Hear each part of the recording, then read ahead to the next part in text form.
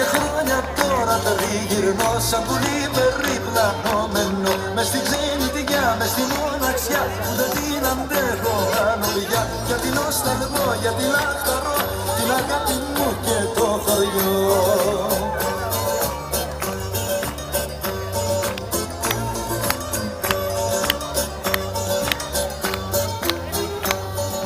Και η αγάπη μου στην καρδιά έχει μαύρο πόνο στην καρδιά. Δίχως συντροφιά, δίχως αγκαλιά, δίχως τα γλυκά μου τα φιλιά. Κι αφού με πονά, κι αφού μ' αγαπά, είναι κρίμα να είναι μοναχιά.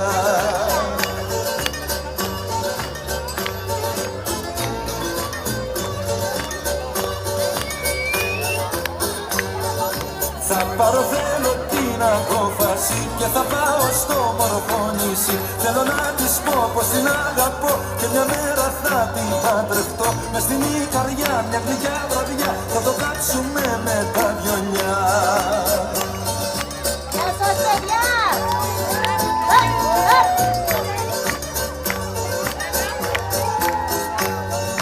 Και θα χορέψουμε μαζί κι οι δυο το σκοπό τον Ικαριώτικο. Θα γλεντήσουμε, θα μεθύσουμε, τους καημούς θα λησμονήσουμε. Μες στην Ικαριά και σαν τα πουλιά θα έχουμε κι οι δυο ζεστή φωλιά.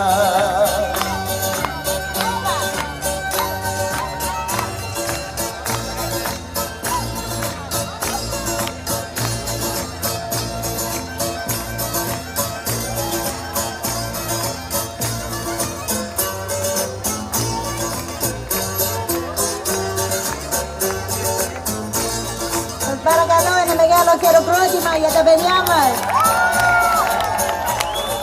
Great job, guys. Let's have a big round of applause for our 3rd and our 4th grade.